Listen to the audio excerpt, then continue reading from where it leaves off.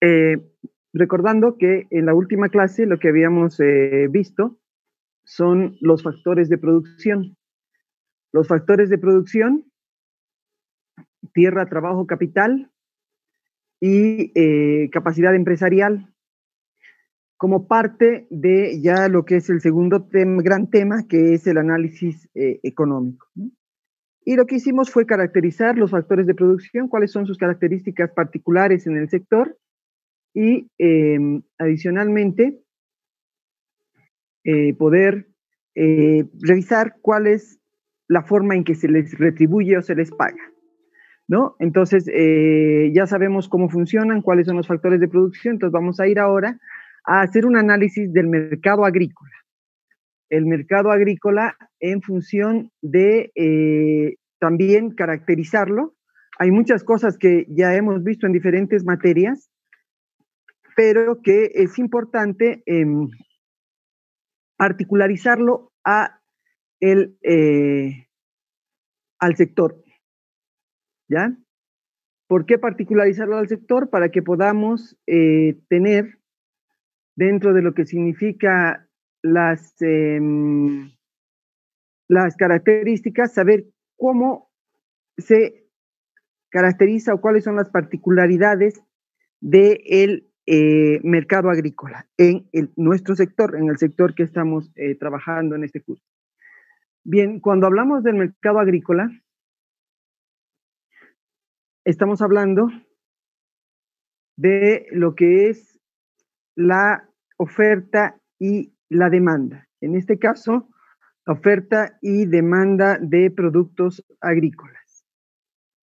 La oferta y demanda de productos agrícolas, y si recordamos nuestras primeras clases, cuando hablamos del sector agrícola o del sector agrario, estamos hablando de la agricultura propiamente dicha, que es la producción de plantas. En segundo lugar, estamos considerando la cría de animales, de diferentes tipos de animales, y la administración de lo que son los bosques, ¿no es cierto? Decíamos en el caso de los bosques, es el aprovechamiento del bosque, no solamente la madera, la actividad forestal, sino también estamos haciendo una referencia al aprovechamiento de los productos del bosque, a la recolección del bosque. Entonces podemos encontrar hongos, frutos, en algunos casos, por ejemplo, aquí en Bolivia explotamos el lagarto, explotamos la nuez del Brasil o la almendra, en fin, una serie de productos que no se cultivan, sino que se recolectan en función de ciertas características. En el caso del lagarto, por ejemplo, solamente se puede cazar lagartos que tengan más de 1 metro de tamaño y hay una época específica determinada por el tiempo de crecimiento y de reproducción, en fin, y hay un procedimiento especial. Entonces, cuando hablamos de los productos agrícolas, recordamos, estamos hablando de las plantas que generan verduras, papas, en fin, tubérculos, etcétera, y estamos hablando también de lo que significa la cría de animales, ganado vacuno, ovino, apicultura, abejas, la cría de peces, en fin. Y cuando hablamos de la aprovechamiento del bosque, hablamos de la madera, de otros productos y también de lo que significa en algunos países el aprovechamiento de los beneficios ambientales, ¿no es cierto? Es decir, hacer una suerte de contratos para mantener los beneficios ambientales del bosque. Bien, entonces en ese marco, cuando estamos hablando de lo que significa el mercado agrícola, estamos hablando de la oferta y la demanda de estos productos. Bien, entonces vamos a comenzar con lo que es la demanda. La demanda agrícola. Hay que recordar qué es la demanda. ¿Alguien recuerda qué entendemos por demanda? Una definición básica para nosotros los economistas. ¿Alguien puede? ¿O pregunto directamente?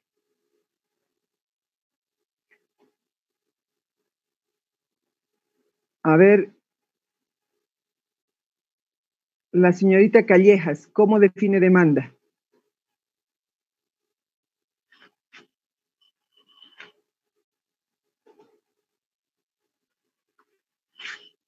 Buenos días, señorita Callejas. He de Buenos días, considerar, licenciada, ¿me escucha? sí, la escucho perfectamente. ¿Cómo define la demanda? Am, Como bienes y servicios que podemos adquirir como consumidores, de acuerdo a las diferentes necesidades que tenemos. Muy bien. ¿Alguien quiere complementar?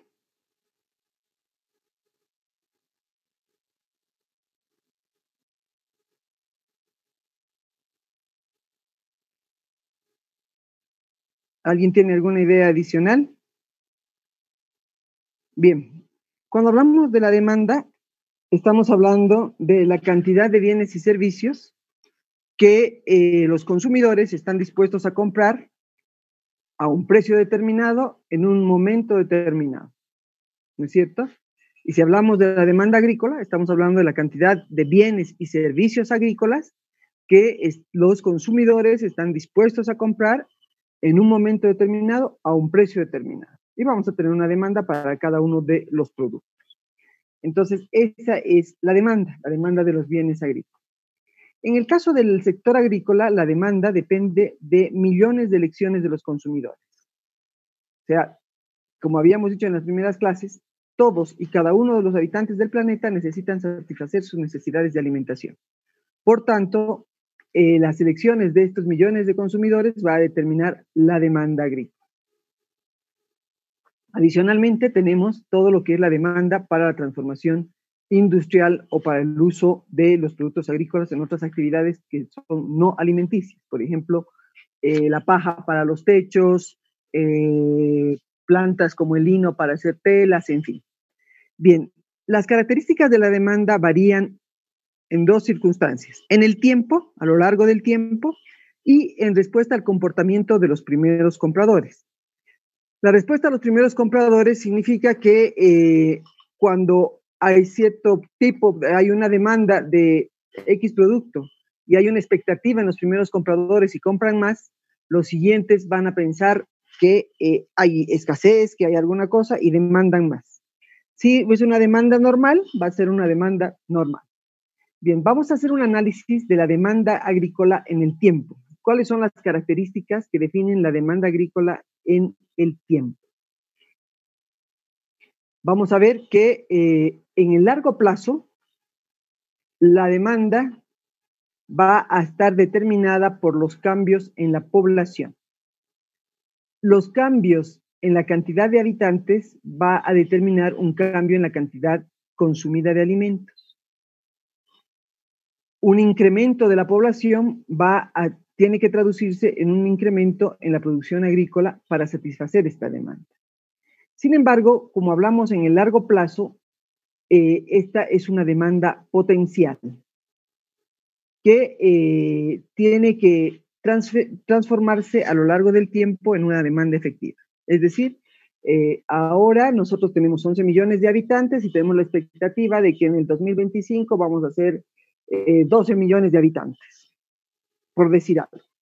Entonces, los estados, los gobiernos tienen que estar tomando medidas para que para el 2025 podamos satisfacer la demanda de la población que en el 2025. Es decir, tenemos que tomar medidas para garantizar que haya alimentos para todos cuando crezca la población. Pero en este momento es solamente una demanda potencial, pero sí se tiene que tomar las medidas para cuando esto vaya a cambiar, cuando ya se convierta en una demanda efectiva. Ahora, para que esta demanda potencial se traduzca en una demanda efectiva, vamos a necesitar o va a depender de cuál es el desarrollo de la economía de cada país, el desarrollo económico y de lo que es el comercio internacional. ¿Por qué? Porque dependiendo si la economía se desarrolla, crece, hay una mejor distribución del ingreso, vamos a poder satisfacer esta demanda potencial en el tiempo de una manera efectiva, ¿no? De manera suficiente para las necesidades del conjunto de los habitantes. Y vamos a considerar dos elementos. Los países que tienen pocas superficies de tierra, o sea, tienen poca cantidad de tierra y tienen gran cantidad de alimentos, de habitantes, van a necesitar satisfacer esta demanda por su producción nacional y también por las importaciones. Entonces, la demanda potencial en el tiempo para que se constituya en demanda efectiva va a depender del desarrollo de la economía, de la capacidad de la economía de generar alimentos en las unidades productivas que tenga y en la cantidad de tierra que tenga, o de importarlos.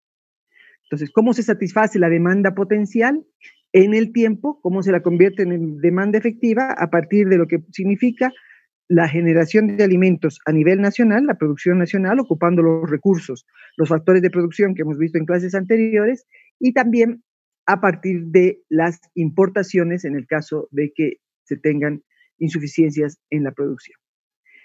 Por ejemplo, Japón, que es un país industrializado y que además tiene una pequeña extensión de tierra en relación a la gran cantidad de habitantes, lo que hace es satisfacer una parte de su alimentación en el marco de lo que es un país, de sus condiciones naturales, consumo de pescado y de productos del mar, pero adicionalmente importación de alimentos.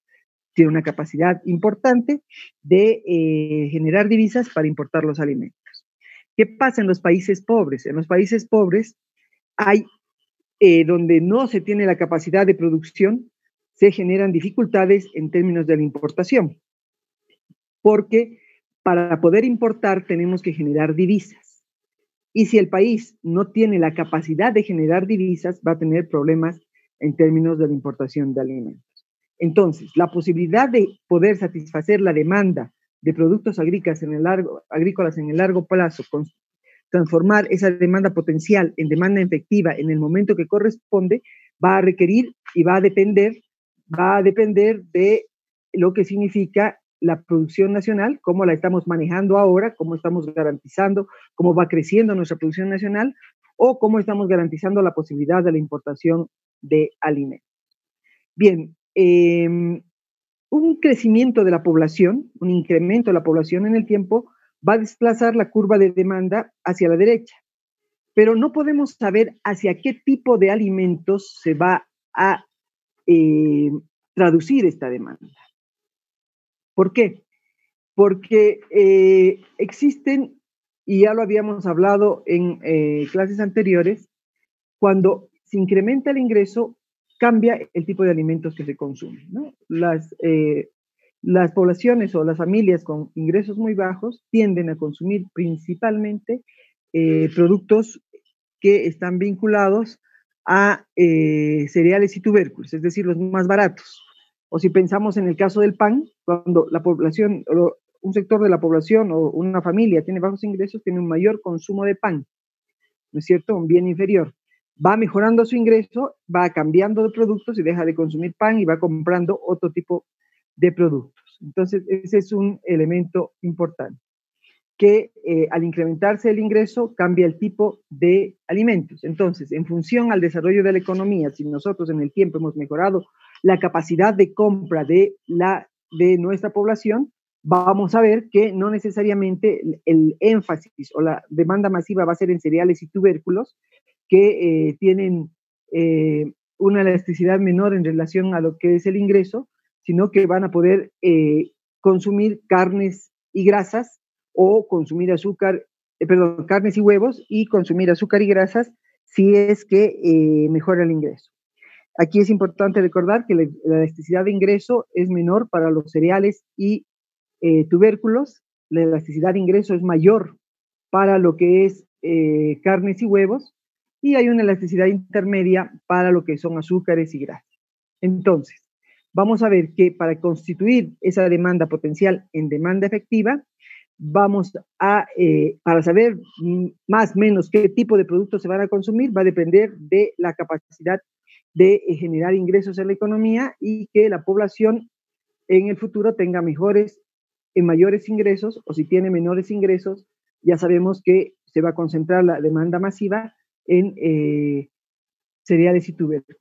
Es importante aquí estar claros que cuando hablamos de lo que es esta capacidad de compra, va a depender de cómo estemos construyendo la economía. Es decir, si es una economía que tiene elevados niveles de pobreza, no podemos satisfacer las necesidades de empleo, de producción, en fin, vamos a tener un consumo más reducido, masivo, en relación a productos y tubérculos. Si tenemos una economía dinámica que va generando la posibilidad de mejores ingresos, vamos a permitir que la población tenga la posibilidad de comprar otro tipo de alimentos, ¿no? Ahora, ¿qué se llama consumo masivo? Hay productos que se consumen de manera general, la papa, el maíz, el arroz, el tomate, que son el conjunto de la población y que constituyen la canasta familiar básica. Pero también vamos a encontrar productos agrícolas que no son tan masivos, por ejemplo, los espárragos, los hongos frescos, que los consumen ciertos grupos. Donde tiene que hacer énfasis el Estado es en garantizar al menos precios suficientes y ingresos capaces de comprar los productos masivos. Bien, otro elemento a considerar es que las preferencias nacionales de cada país van a estar basados, como habíamos hablado en las primeras clases, en relación a su capacidad de producción en torno a sus características ecológicas.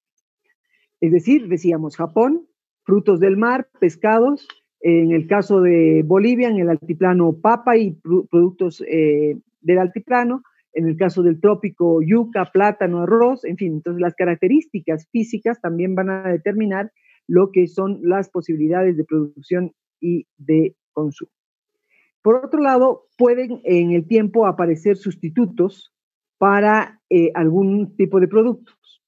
Por ejemplo, la cantidad de proteínas se puede sustituir, en vez de consumir carne, se puede incrementar lo que significa el consumo de frijoles o de otros granos, frijoles, garbanzos, en fin, que tienen soya, que tienen proteínas y pueden sustituir a lo que es la carne, obviamente en mayores cantidades. Entonces puede haber políticas nacionales de promover la producción de frijoles para sustituir en parte el consumo de carne, y la producción de frijoles es el costo menor que la producción de carne. Pero también podemos considerar que en el caso de los productos no alimenticios, agrícolas no alimenticios, han aparecido en el tiempo una suerte de sustitutos que han reducido su producción. Por ejemplo, el del caucho, ¿no? De la goma, esta ha sido sustituida por lo que es el plástico sintético, que es derivado del petróleo, pero que en el último tiempo ha empezado a tener una suerte de recuperación. Por ejemplo, los autos de carreras, las llantas de los autos de carreras tienen un mejor performance o un mejor resultado, una mejor respuesta si son hechas de caucho que hechas de plástico derivado de lo que es el petróleo. Entonces, el caucho durante mucho tiempo significó una amplia producción, una necesidad importante. Nosotros teníamos una participación mundial muy interesante, pero cuando apareció el plástico, esta se contrajo. Ahora va recuperando porque hay ciertos productos que empiezan a ser interesantes. En el caso de la lana, el algodón, el lino, estos han sido sustituidos por el poliéster y una serie de diferentes tipos de telas derivados de también el plástico. Sin embargo, actualmente hay una suerte de recuperación del algodón y de productos basados en producción agrícola por las reacciones alérgicas, porque el plástico no permite una buena transpiración. Entonces vamos a encontrar que hay combinados de poliéster con algodón, y que ya en los países europeos hay un mayor consumo, por ejemplo, por poleras de algodón, que incluyan algodón. Entonces el algodón está recuperando lo que significa el mercado. En fin, también vamos a encontrar, por ejemplo, en vez de mantequilla, la margarina, pero en el tiempo puede haber estos cambios que van a también afectar en el largo plazo lo que pueda ser la oferta agrícola. Entonces, si volvemos, en el largo plazo, la oferta depende del incremento de la población, de cuánto crece la población en el tiempo, y esta demanda potencial se va a transformar en demanda efectiva. a partir de cuál va a ser la respuesta que dan los gobiernos y estados en el tiempo para generar producción nacional o importaciones según sea su caso. Pero para generar importaciones se hace necesario generar divisas y tener un mercado o un comercio internacional interesante. No sabemos a qué tipo de producto se va a dirigir esta demanda, pero sí sabemos que hay una elasticidad de ingreso menor para los cereales y tubérculos, es decir, que si los ingresos son bajos, esta va a ser la respuesta, o si mejoran con una elasticidad de ingresos mayor de la carne y huevos, va a haber un consumo va a poder haber un consumo de carne y huevos. Y que también pueden surgir productos sustitutos que puedan cambiar un poco la oferta, la demanda. Bien, ¿qué pasa en el mediano plazo? En el mediano plazo, el agricultor no planea la producción, estamos hablando ahora del productor, hace rato hablábamos de lo que son las medidas del Estado. El productor no planea la producción para necesidades de individuos que aún no han nacido. Lo que sí hace pensando en el mercado al que puede atender en este ciclo o en 2 o 3 ciclos, o sea, en 1 o 2 años. En este sentido, los cultivos con periodos muy largos, por ejemplo los árboles, se siembran más con esperanza y fe que con la certeza de cuál va a ser la demanda cuando madure el cultivo. Por ejemplo, si vamos a sembrar naranjas y estas se van a empezar, sembramos hoy y su etapa de producción comienza en 3 años, es posible que nuestra lectura de la demanda de naranjas hoy sea interesante, pero puede ser que en 3 años haya una sobreoferta, todo el mundo haya tenido la misma idea o haya algún problema que no responda a nuestra expectativa inicial. Bien, la mayoría de los cálculos en relación a lo que es la planificación que hacen los productores en relación a la oferta se hacen pensando en el mediano de plazo. ¿Qué significa esto? El productor piensa cuántos habitantes tiene el mercado en el que va a trabajar. Por ejemplo, si yo soy un productor lechero en la cuenca lechera de La Paz, voy a pensar cuántos habitantes tiene La Paz. La Paz tiene 1 millón de habitantes. Entonces, ese es el marco más grande en relación a lo que significa la demanda de leche que voy a tener. 1 millón de habitantes, más o menos, ¿no? Entonces, va a depender de la cantidad de habitantes. Pero además, tengo que pensar que no todo, el segundo elemento es la capacidad de compra.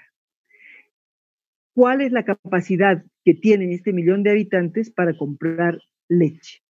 Es decir, ¿cuál es el ingreso real de los consumidores para comprar leche? Entonces, de pronto, de este millón de habitantes ya no van a comprar leche todos, sino va a comprar solamente una parte. Y adicionalmente voy a considerar sus gustos y preferencias, quienes toman leche y quienes no toman leche. De hecho, voy a pensar que del número de habitantes, 1 millón, quienes toman leche, por lo general, es la población menor a 18 años. Entonces, más o menos un 47, 45%, 450,000, pueden ser los habitantes que voy a poder vender la leche. De ahí la capacidad de compra a más o menos un 6 bolivianos el litro de leche, de pronto van a ser 200,000. Pero además considero los gustos y preferencias. Es decir, en el mercado, en función a los gustos y preferencias, es posible que por las modas o por algunos estudios, hay ciertos estudios que dicen que la leche no es un alimento nutritivo para el ser humano porque es producida por las vacas, y hay otros estudios que dicen que la leche sí cumple con los requerimientos para obtener el calcio y desarrollar el crecimiento de los niños. Entonces, en función a los gustos y preferencias, de pronto este grupo se reduce a unos 100,000. Y mi capacidad de producción es para unos 3,000, 4,000, entonces yo voy a poder producir leche haciendo ese análisis del mercado. Entonces, en el mediano plazo, la demanda depende del número de habitantes que existen, la capacidad de compra, cuánto pueden comprar estos de sus ingresos reales y de sus gustos o preferencias. Y el productor va a planificar en función a esto la oferta. Esto es importante porque entonces no estamos pensando en una expectativa de crecimiento, sino en el número de habitantes que actualmente existen en una región. Bien, además hay que recordar que la capacidad de compra, el ingreso de los productores, el ingreso de los consumidores, tiene el crecimiento o el incremento del gasto en alimentos es menor al incremento en el ingreso debido a que tenemos, como habíamos dicho en las primeras clases, necesidades débilmente ampliables. Una vez satisfechas nuestras necesidades, la compra de alimentos se va reduciendo. ¿En qué se traduce esto? En que si aumenta el ingreso, yo destino, mientras más bajo es mi ingreso, mayor porcentaje voy a destinar al consumo de alimentos. Una vez satisfechas mis necesidades básicas, el porcentaje de crecimiento a alimentos de parte de mi ingreso, de mi gasto para alimentos, va a ser menor porque yo ya voy a haber satisfecho mis necesidades. Decíamos en las primeras clases que si tengo un ingreso de 440, que era el básico en el 2005, gran parte va a ser destinado a comprar alimentos. Pero si tengo un ingreso ya de 2.200 bolivianos, he satisfecho importantes necesidades, de pronto este porcentaje se reduce a un 50%, ¿no? Entonces, sabemos que en esta perspectiva, la proporción mayor del ingreso que se gasta en alimentos es cuando los ingresos son bajos. Van aumentando los ingresos y se va gastando una producción mayor que el ingreso porque ya hemos satisfecho nuestras necesidades y además este cambio no crece. Si es una familia de 5 personas, el consumo en alimentos tiene un monto más menos fijo, ¿no? En términos de lo que es cantidades y si los precios se mantienen también en términos de precio. Bien, ¿por qué decimos que la capacidad de consumir alimentos tiene un límite? Está determinado por esta satisfacción de las necesidades del hombre. Bien, por otro lado, la demanda de alimentos va a estar determinada por los gustos y preferencias, es decir, cuáles son los patrones de consumo de una población. De cada grupo social hay un patrón de consumo y este permanece, es más o menos estable, o sea, no varía de golpe, sino gradualmente en el tiempo. Es más estable y esto determina que los cambios en términos de la demanda no sean abruptos, a menos que exista algún elemento distorsionador. Por ejemplo, en el año 1995 tuvimos nosotros un brote de cólera en el país que afectó la demanda de verduras. La demanda de verduras porque este se transmitía a partir de lo que es el riego y en el caso de los productores de verduras en Río Abajo que regaban las verduras con agua del Choqueyapu, esto, bueno, entre otros ríos, determinó que la demanda de estas verduras fuera reducida drásticamente, de golpe. Se cayó el mercado de golpe. Entonces lo que se hizo fue sustituir la producción en Río Abajo por flores y otros productos que no son consumibles. Y la demanda y la oferta de lechugas se fue concentrando en carpas solares en la región altiplánica. Pero por lo general, los gustos y preferencias, los patrones de consumo, los hábitos de alimentos y la tradición mantienen los patrones en plazos muy largos. O sea, no hay variaciones abruptas en lo que significa la demanda agrícola, sino esta va variando en el tiempo. Adicionalmente, como habíamos señalado en las primeras clases, esta demanda va a estar en función de lo que son las modas, la propaganda, los estudios de salud, en fin, ¿no? Entonces, esto es importante porque en el mediano plazo, entonces, la demanda va a depender del número de habitantes, la cantidad de habitantes que atiende un productor en una región, la capacidad de compra de estos habitantes y de sus gustos y preferencias, de los patrones de consumo. Hay cambios estacionales en la demanda agrícola en función a diferentes elementos. En verano, cuando hace calor, se consumen más ensaladas, en invierno más sopas, ¿no? Para Navidad, en el caso nuestro, consumimos pollo, pero si ustedes se fijan, para la picana, ¿no es cierto? Pero si se fijan, en el tiempo ha ido incrementándose y gradualmente la demanda de pavo, y hay algunas familias que utilizan pavo, y esto ha ido satisfaciéndose de manera gradual en el tiempo. Adicionalmente, para las fiestas de Todos Santos, por ejemplo, consumimos para el uso, para la construcción de los altares, se utiliza caña de azúcar y flor de cebolla, entonces se deja florecer la cebolla y eso es lo que se vende. Entonces va a depender de lo que son las tradiciones y las condiciones estacionales para ciertos tipos de demanda, pero como tienden a ser estables, el productor va a tener una respuesta más estable también en términos de lo que es la oferta. Y por otro lado, en el corto plazo. En el corto plazo, la demanda depende del precio.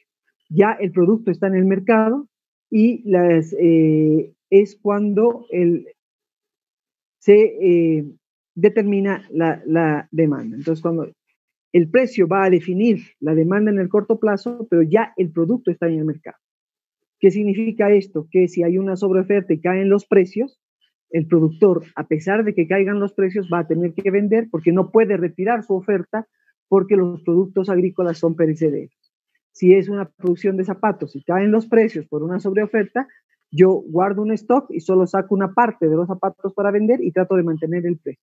Pero en el caso de la oferta agrícola, mientras más perecedero es el producto, más rápido tiene que venderse, y si el precio cae, tengo que venderlo a ese precio. Por ejemplo, si somos productores de frutillas y hay una sobreoferta y el precio cae, la demanda en el corto plazo cae porque hay un exceso de oferta o por alguna razón, el productor va a tener que vender las frutillas al precio que le pague el mercado.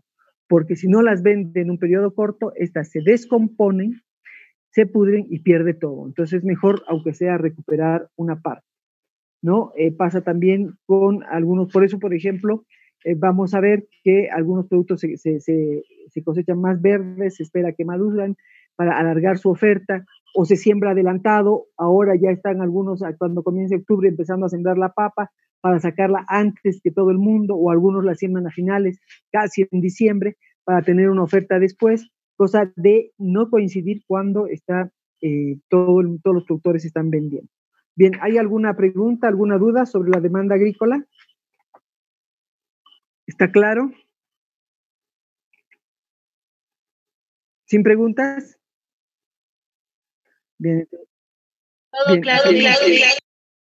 Muy bien, entonces vamos a hablar ahora de la oferta agrícola. ¿De qué depende la oferta? Bueno, ¿qué es la oferta? Volvemos a lo mismo, ¿no? Es la cantidad de bienes o servicios que en este caso los productores están dispuestos a ofrecer a un precio determinado en un periodo determinado, en un momento determinado. Entonces, es la cantidad de productos agrícolas, ya sean plantas, animales o productos del bosque, que los productores están dispuestos a ofrecer a un precio determinado en un momento determinado. ¿De qué depende la oferta agrícola? La oferta agrícola depende del número de productores. A mayor número de productores, a mayor número de unidades productivas, ya sean campesinos, ya los hemos visto, ¿no? Campesinos, ya sean empresas, ya sean cooperativas, etcétera, va a haber mayor oferta. A menor número de productores, menor oferta. Depende de las condiciones naturales, ya lo hemos dicho. Depende por un lado, las características ecológicas que determinan que ciertas regiones tengan cierto tipo de producto. Altiplano sur, vamos a tener una producción reducida a lo que puedan ser papas, quinoa, cría de camello. Cochabamba tiene una variedad más grande porque es un valle, ¿no? Entonces va a depender de las características del piso ecológico, de su altura sobre el nivel del mar y también de los tipos de suelo y de las condiciones, tipos de suelos más fértiles o menos fértiles para los rendimientos y de las condiciones climatológicas, ¿no?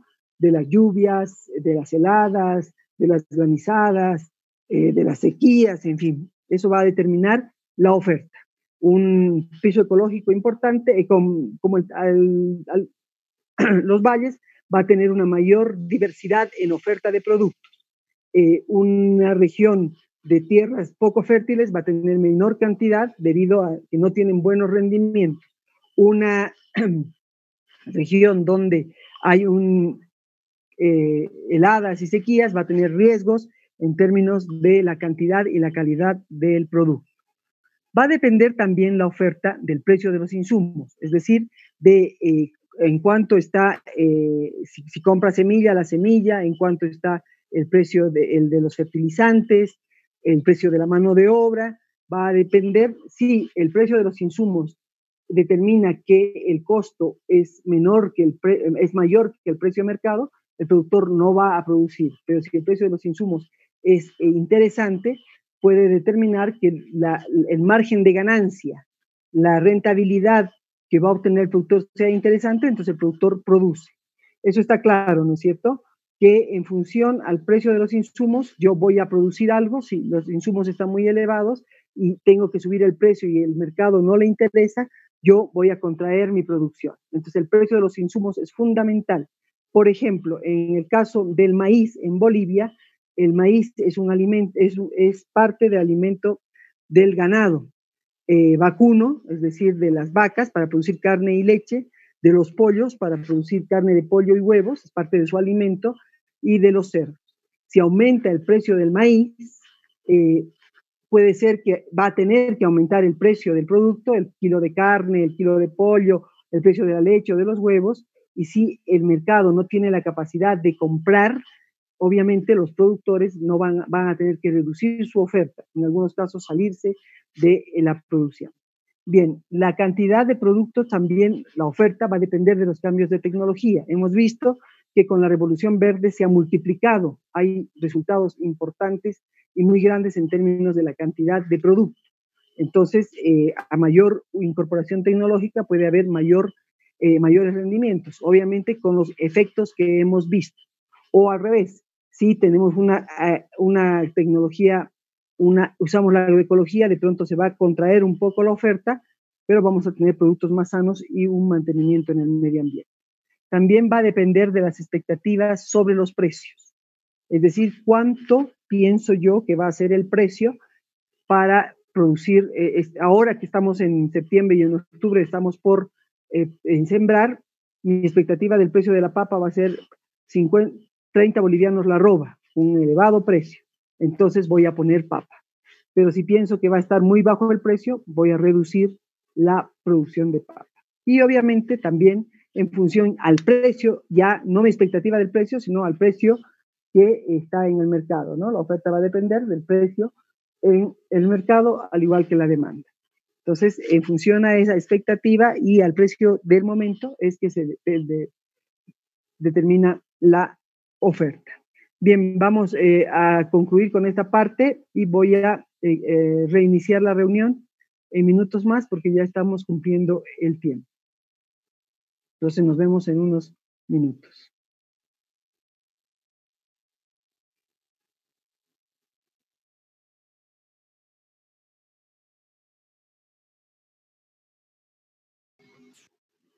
Bien. Entonces, como decíamos, la oferta va a depender del número de productores, cuántos productores hay en el mercado, cuántos han producido papa, han producido tomates, y eso va a determinar si hay una mayor o menor oferta.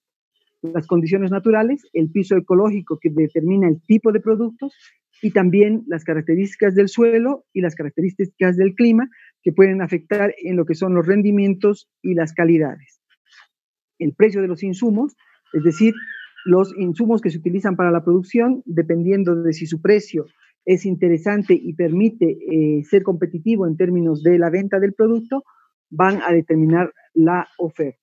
Adicionalmente, los cambios en la tecnología, dependiendo qué tipo de tecnología se utiliza, vamos a tener ciertos resultados en términos de volúmenes de producción y calidades. La expectativa son los precios, cuánto pensamos que se va a tener. Por ejemplo, yo les voy a contar aquí una anécdota. Hace muchos años, cuando el Malcu hizo el Septiembre Negro, hubo una denomina Septiembre Negro porque hubo un periodo largo de bloqueos de caminos por los campesinos en función de una suerte de demandas. Aquí vamos a hacer un paréntesis. ¿Cuáles eran las demandas? Agua potable, luz eléctrica, mercados, riego, o sea, eh, alcantarillado, educación, en fin, eran demandas bastante, salud, elementales, y hubo un bloqueo general. Nosotros teníamos dentro de nuestro equipo un agrónomo que además de trabajar con nosotros producía tomates. Y en ese momento, en Cochabamba, en su parcela, estaba cosechando tomates y pudo vender los tomates hasta en 15 bolivianos la libra. Entonces, para marzo, el Malcu dijo, si las cosas no se han resuelto, vamos a tener otro bloqueo. Es interesante por qué en septiembre fue exitoso el bloqueo, porque los productores todavía no estaban sembrando. En marzo es momento de cosecha, entonces no se pudo convocar a los productores para un bloqueo, porque si no cosechaban, obviamente iban a perder todo, ¿no es cierto? Entonces no hubo el bloqueo. Sin embargo, este compañero que sabía que no se iban a cumplir las demandas, produjo en toda su parcela tomate. Y hubo tal sobreoferta, porque no solamente él leyó esto en términos de lo que es la demanda, que tuvo que vender a un boliviano a 50 centavos la libra de tomate. Esa es la expectativa sobre los precios, ¿no? Y bueno, y el precio, ¿no? El precio al que está el producto es el que va a determinar al final la oferta, ¿no? Porque en muchos casos, si hay sobreoferta, el precio en el momento que ya está en el mercado, el precio cae. Bien, ¿está clara la oferta agrícola? ¿Cuáles son los elementos que determinan la oferta agrícola? ¿De qué depende la oferta agrícola? ¿O hay alguna duda? Claro como el agua. Bien, entonces vamos a ver ahora las características de la oferta.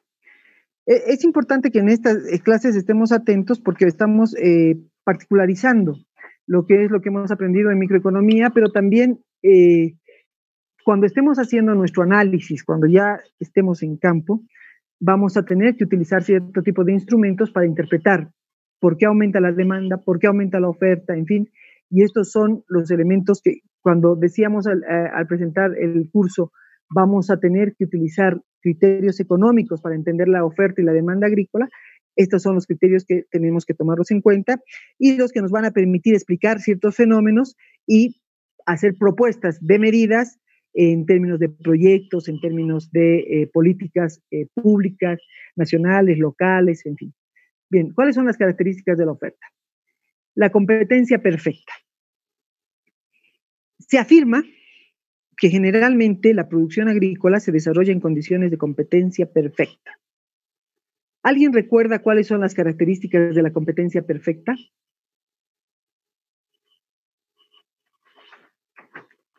¿Alguno de ustedes se acuerda cuáles son los elementos que definen la competencia perfecta?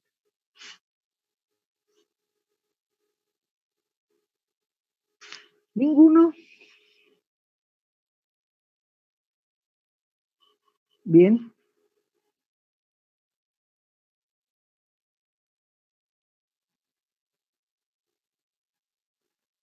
¿Qué más? Bien. A ver, las características de lo que es la competencia perfecta son, primero, hay un número, el mercado tiene un número muy grande de productores, es decir, de oferentes, independientes. Ninguno produce grandes cantidades que permitan influir en el precio, ofreciendo o reteniendo la producción, ¿no? Es decir, ninguno tiene tal cantidad de producción que si introduce gran cantidad hace caer el precio, o si no introduce esa cantidad en el precio, hace incrementar el precio. O sea, nadie puede influir en el precio desde el lado de los oferentes. Desde el lado de los demandantes existe una gran cantidad, un número grande de compradores independientes y ninguno puede influir en el precio. O sea, no hay un consumidor que pueda tener la capacidad de comprar los alimentos e influir en el precio, o los productos. En tercer lugar, el producto es homogéneo en cualquier mercado. Es decir, si nosotros hablamos de la papa negra, sabemos de qué papa estamos hablando. Si hablamos del tomate locaya, sabemos de qué producto estamos hablando, ¿no? Entonces sabemos de qué producto, no de sus variedades, sino de lo que es el producto. Por otro lado, como decía el compañero Vargas, todos los compradores y los vendedores tienen información completa sobre los precios. Entonces, pensemos en la oferta agrícola. ¿Hay un número grande de productores? Sí. Nosotros en el Censo Nacional de 2013 hemos identificado 850,000 unidades productivas agrícolas. Entonces, eso es un número grande de oferentes. ¿Hay un número grande de compradores independientes? Sí. Todos somos compradores, ¿no? Entonces, determinados en familia, somos un número importante, grande. El producto es homogéneo, decíamos, sí, todos sabemos qué es la papa Imilla, sabemos qué es la papa, bueno, no todos, ¿no? Los que van al mercado, la papa, la papa huaycho o la papa para papa frita, en fin. ¿Todos los compradores y vendedores tienen información completa sobre los precios? Ahí hay algunas dificultades. ¿Todos los productores tienen información sobre los precios? No necesariamente. Se han hecho grandes esfuerzos.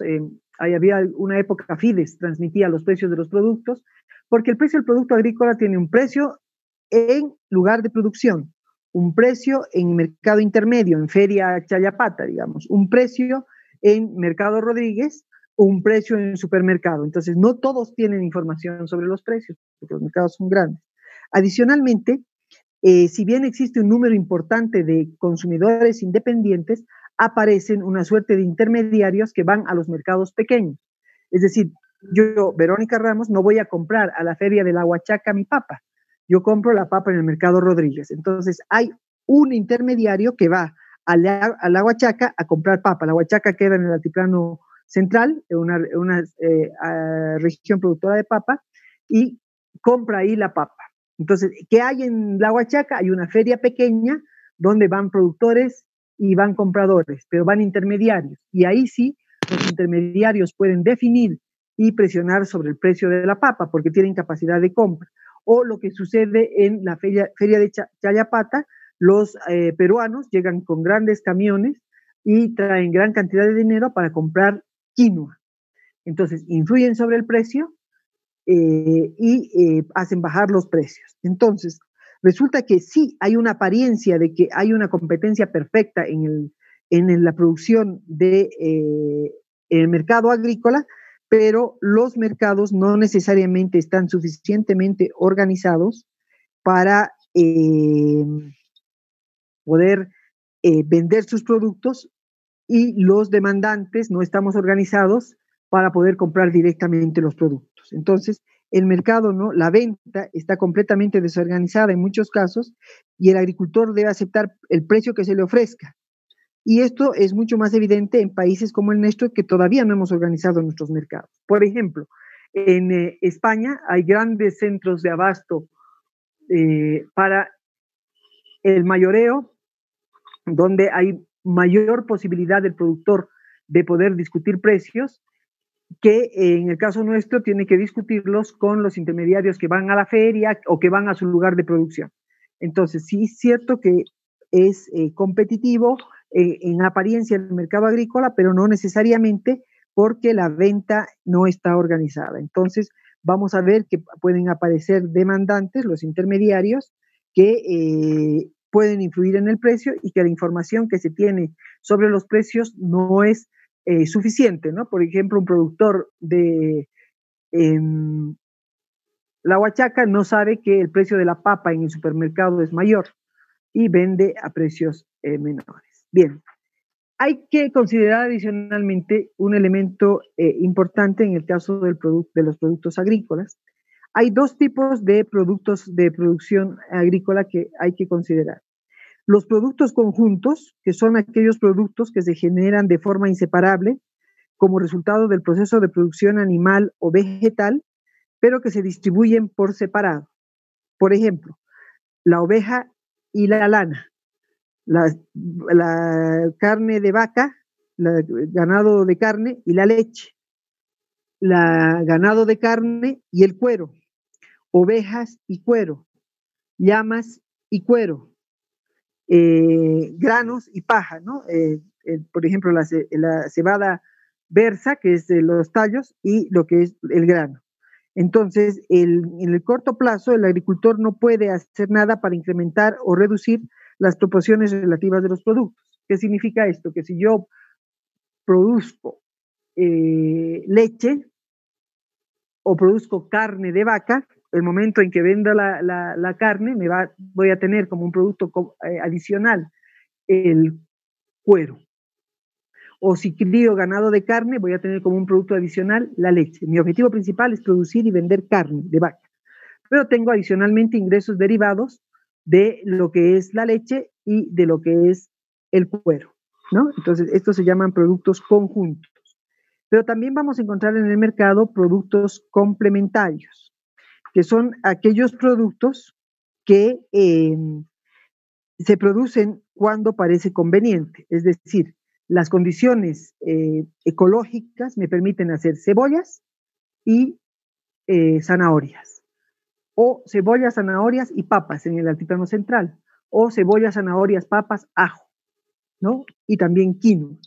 Entonces, estos productos complementarios se dan en regiones donde el cultivo de un solo producto, donde es posible cultivar varios productos, ¿no? Y que no necesariamente, ya hemos visto que si bien para la visión capitalista, para la visión empresarial, es mejor producir un solo producto, un monocultivo para tener los mejores rendimientos de escala, hay otras consideraciones como el tema del riesgo, la lógica de producción del pequeño agricultor campesino, que es mejor diversificar, las necesidades ecológicas del medio ambiente para proteger y no tener un solo producto que puede ser atacado por las plagas, sino diversificar, la seguridad alimentaria, porque no todos vamos a producir lo mismo, sino necesitamos diferentes productos, hacen que haya productos complementarios, ¿no? Que tengan que sembrarse de manera paralela o que puedan sembrarse en rotación. Esto es importante. ¿Por qué nos interesa en conocer que existen productos conjuntos y productos complementarios? Porque vamos a, en ese marco, ver la respuesta aparentemente perversa de la oferta. ¿Qué significa la respuesta aparentemente perversa de la oferta? Por lo general, en realidad, no por lo general, sino la ley de oferta señala que cuando suben los precios, ¿qué pasa con la oferta? ¿Alguien recuerda si hay un aumento de precios? ¿Qué pasa con la oferta?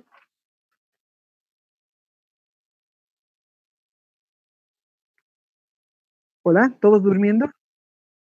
¿Eh? Exactamente. Y si caen los precios, va a caer la oferta, ¿no? Entonces, hay algunos casos en que lo que sucede es que si los precios aumentan, reduce la oferta.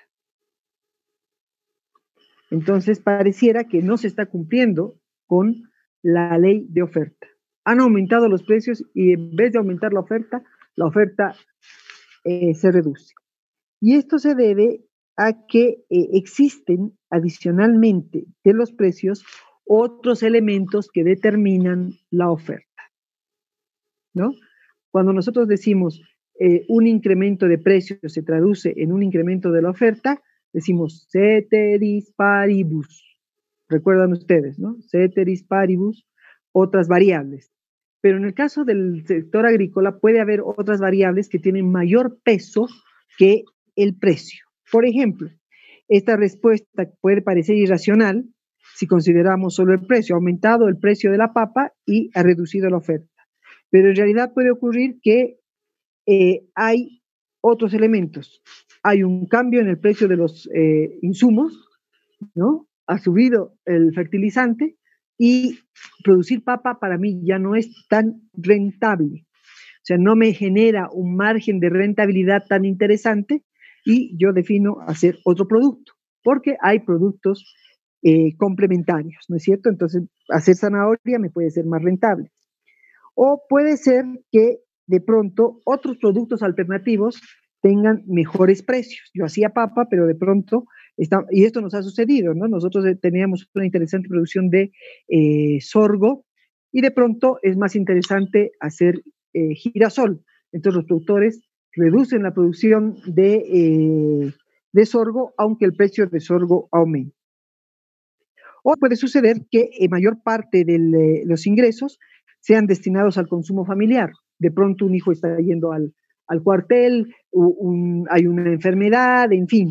Entonces, ¿qué sucede? Sucede que los productores van a tener una respuesta aparentemente perversa de la oferta. Es decir, en vez de incrementar la oferta porque han subido los precios, la reduce. ¿Qué sucede en términos gráficos?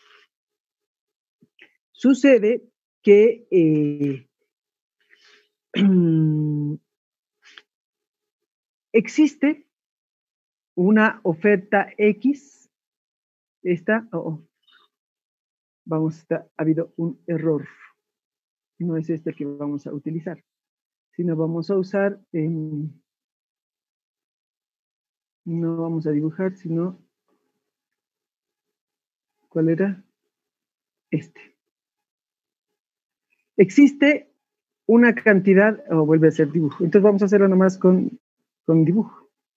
Me he olvidado cuál es nuestro, este.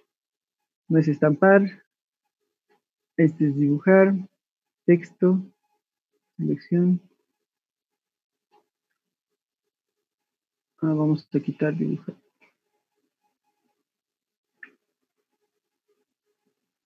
Bien, ¿qué tenemos? Tenemos que el mercado está acostumbrado a lo que significa esta oferta, ¿no? Esta cantidad de oferta, y que es lo que los productores producen en términos de el mercado. Pero existe un incremento, y esta oferta, a ver, vamos a buscar, no puede ser que me haya olvidado cuál es el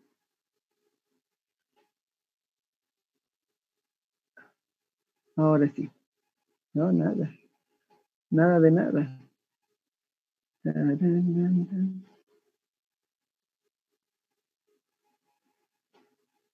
¿Esto será? Vamos a ver.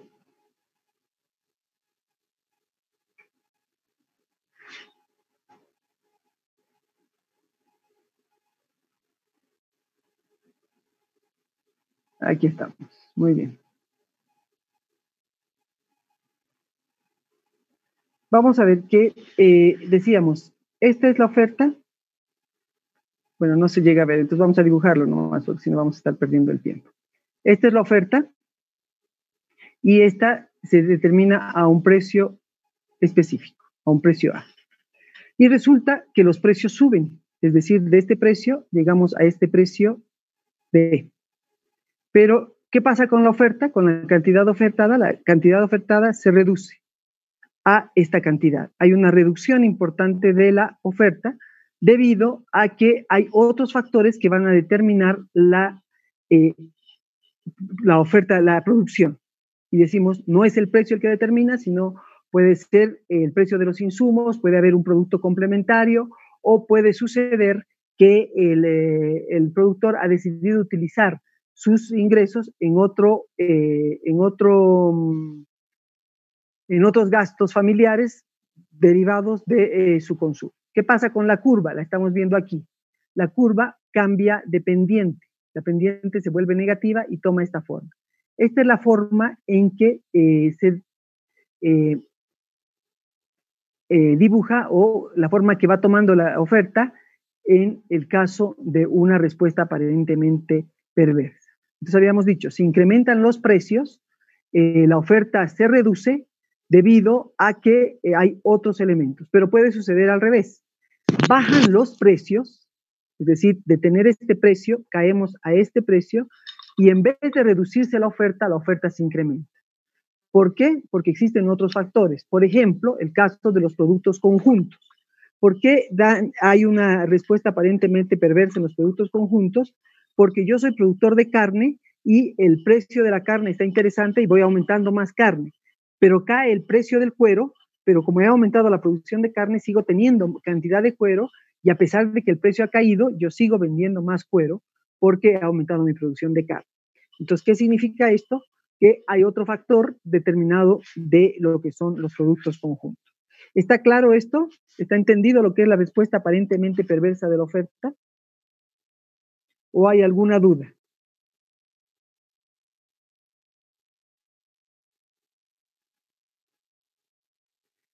A ver, vamos a preguntar. ¿Perdón? ¿No escucho? Todo claro, licenciada.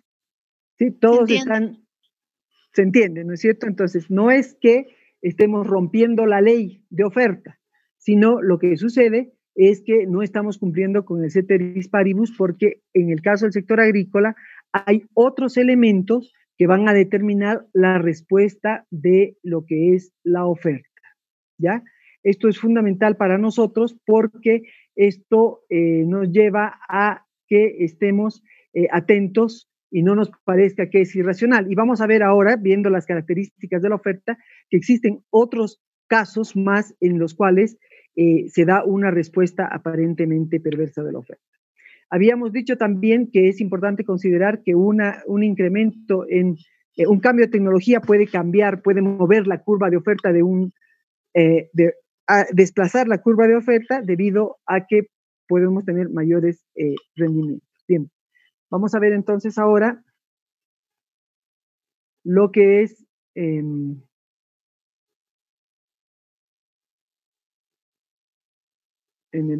relación a lo que son las características, otras características.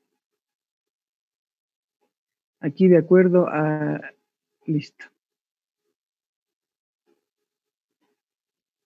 Bien, vamos a borrar para que no se nos marque en el siguiente cuadrito.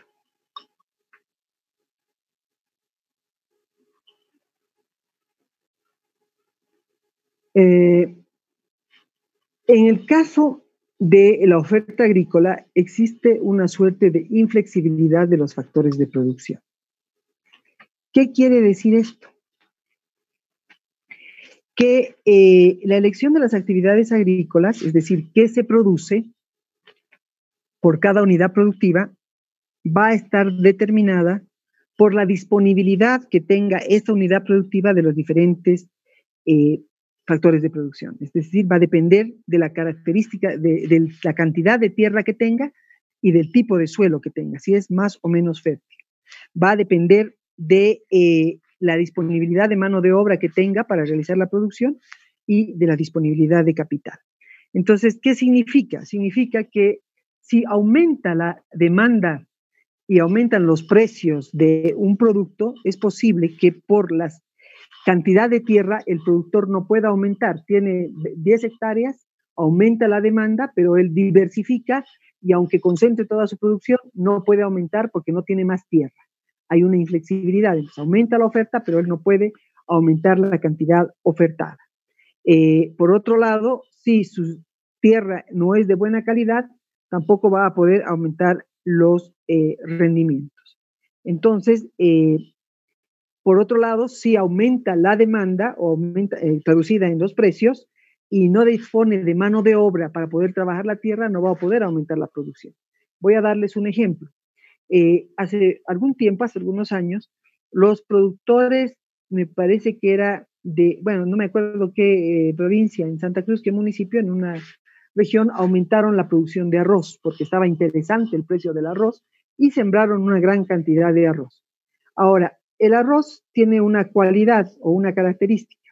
Para cosecharlo, lo que pasa con muchos granos, es que llega un momento de madurez que hay que cosecharlo inmediatamente en el plazo de una semana, porque si no se empiezan a caer los granos de la planta. Si se caen los granos de la planta, no se puede cosechar. ¿Cómo se cosecha? Se corta la planta y es cuando el grano todavía está dentro de la planta. Entonces resulta que estos productores no tenían la posibilidad de tener suficientes cosechadores, no tenían la mano de obra suficiente para cosechar el arroz que habían sembrado. Entonces perdieron parte del arroz porque tampoco tenían, y ese es también no tenían capital suficiente para alquilar cosechadoras de arroz. Entonces, si bien existe una gran posibilidad en la oferta agrícola. Cada unidad productiva tiene una limitación en términos de su disponibilidad de los factores de producción, del suelo, cantidad de suelo que tiene, tipo de suelo, la cantidad de mano de obra que puede contratar o que puede disponer, y a veces se cae. Dijimos en algunas clases que, por ejemplo, la mejora de los salarios a lo largo de estos 14 años determinó de que muchos productores que iban a vender su mano de obra a la zafra agrícola, en la zafra de caña en Santa Cruz, prefirieran, porque la cosecha de caña es uno de los peores trabajos, más difíciles que hay cuando es manual, determinaron que empezara a escasear la zafra, y lo que tuvieron que hacer los cañeros fue empezar a incorporar maquinaria agrícola para la zafra. Entonces, decíamos, hay una inflexibilidad en la disponibilidad de los factores de producción, porque cada productor, cada unidad productiva tiene un límite en términos de suelos, un límite en términos de mano de obra y un límite en términos de capital. Entonces puede ser, por ejemplo, que yo quiera invertir en algo, pero hay un producto interesante, pero tengo mi capital invertido en otro y no puedo aumentarlo y no puedo aumentar la producción. Entonces, en muchos casos puede parecer una respuesta aparentemente perversa, pero puede suceder, por ejemplo, de que de la tierra que yo tengo ha aumentado la demanda de zanahorias y yo reduzco la producción de zanahorias, ha aumentado el precio, y yo reduzco la producción de zanahorias porque tengo que hacer descansar el suelo por temas de rotación, o puede ser que no tengo la cantidad de mano de obra suficiente y tengo que reducir la producción, o puede ser que no tengo el capital suficiente porque he hecho otras inversiones, otros gastos. Entonces puede ser que la inflexibilidad de los factores también de producción también nos determinen una respuesta aparentemente perversa de la oferta. Bien, ¿qué sucede con la oferta agrícola en periodos de depresión? ¿Qué significa un periodo de depresión? Un periodo de depresión económica significa un periodo donde el precio de todos los productos va cayendo. Hay una caída en todos los precios, una caída de precios en la economía. Ese es un periodo de depresión. Van cayendo los precios, ¿no? O sea, ¿por qué? Por diferentes razones, no hay capacidad de compra, en fin. Entonces la economía, en vez de poder crecer, va cayendo y los precios van disminuyendo. Entonces, hay dos respuestas distintas. ¿Qué pasa con la industria? ¿Qué pasa con la industria? La industria en un periodo de depresión lo que va a hacer es reducir los precios. ¿Cómo los va a reducir? Por un lado, va a reducir las horas de trabajo. Si tenía una fábrica que produce en 3 turnos, va a empezar a trabajar con 2 turnos y después con 1 turno. ¿Cómo hace esto? Deja de contratar gente en 1 turno o en 2 turnos y reduce los volúmenes de producción. O por último, puede reducir producir en un solo turno y reducir la cantidad de gente y repartir el trabajo entre los que quedan, ¿no? De tal modo que reduce las horas de trabajo y esto le permite reducir sus costos. Pero puede suceder que si no hay perspectiva, no hay futuro ya para la actividad en un tiempo, o sea, no se ve que hay alguna mejora, puede cerrar la fábrica, ¿no?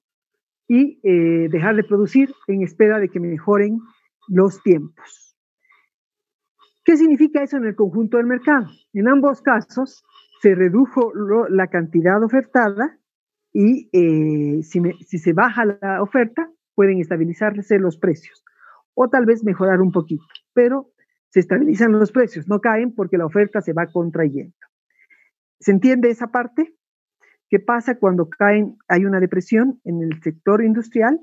Se reduce la oferta a través de lo que significa reducir las horas de trabajo o cerrar la fábrica, y esto determina que el empresario deja de producir o produce menos en términos de no perder mucho. ¿Está claro? ¿Hay alguna pregunta?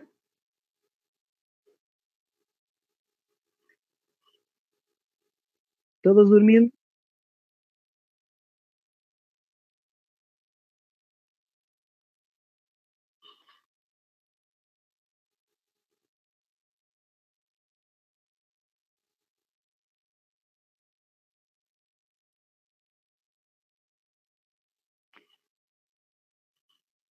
pero lo van haciendo gradualmente.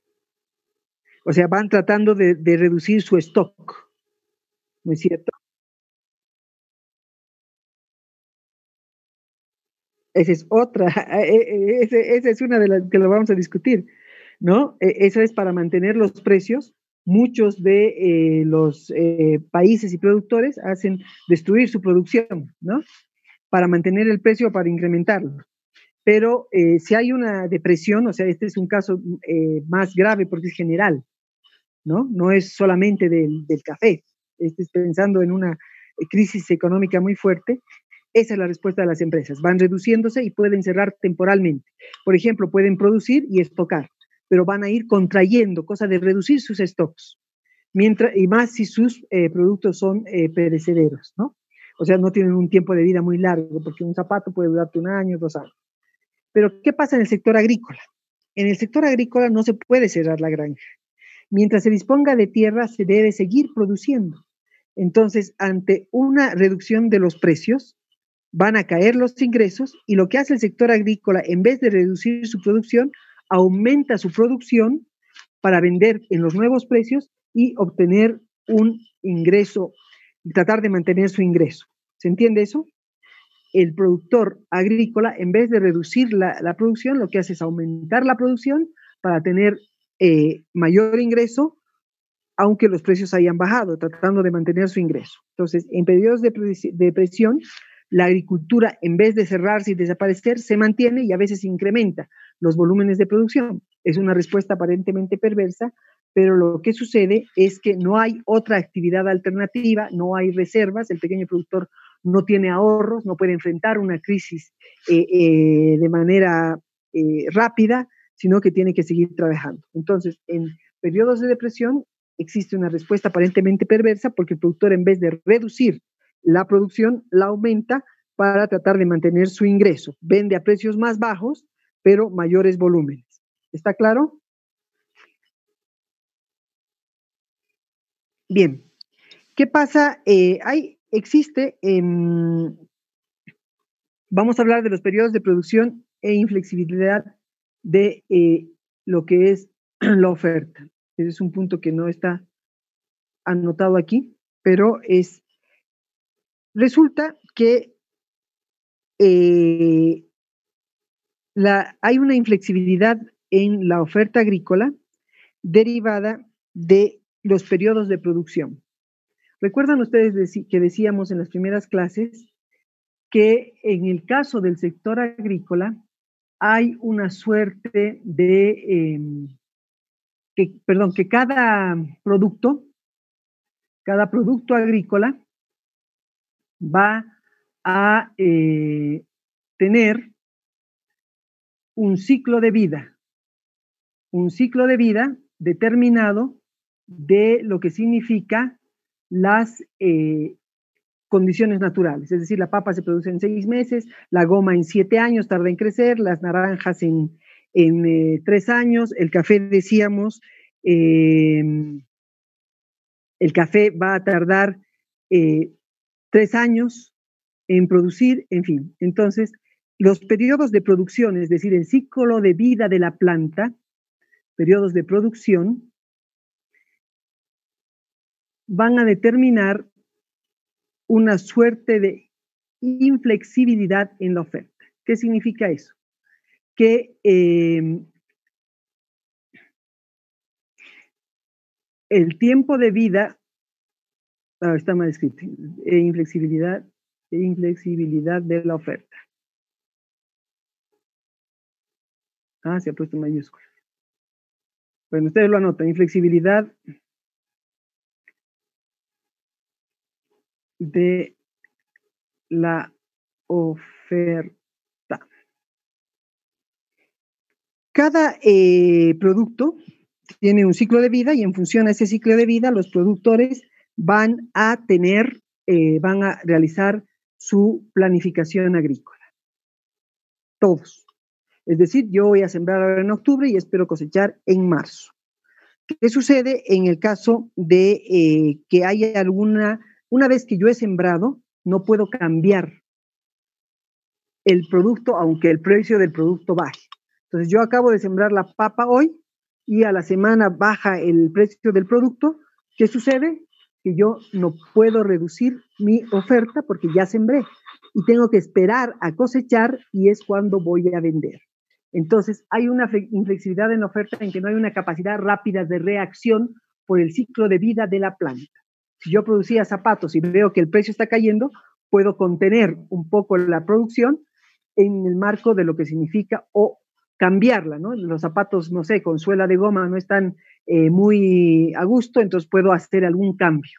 Pero en el caso del sector agrícola, hasta que yo coseche, no voy a tener no voy a poder retener la producción. Entonces, puede darse una respuesta aparentemente perversa porque va a caer el precio y yo voy a seguir ofertando y todos vamos a seguir ofertando. Va a aumentar la oferta porque vamos a estar cosechando recién. Y esto es mucho más complejo en el caso de los productos que tienen, que son PD, ¿no? Eso lo vamos a repetir este punto en la siguiente clase. Ya estamos cumpliendo el tiempo, entonces agradecer a todos que estén aquí y vamos a revisar porque hay alguien que no está registrado. Voy a tomar la lista rapidito. Acuña, Alarcón, Arteaga, Avini, presente. Bustos, Callejas, Carvajal, presente. Linares, Presente. Ordóñez. En realidad quiero saber si Paredes. Arteaga, ¿Paredes está? ¿Paredes está? Paredes, ya no está Paredes y no está Rodríguez está.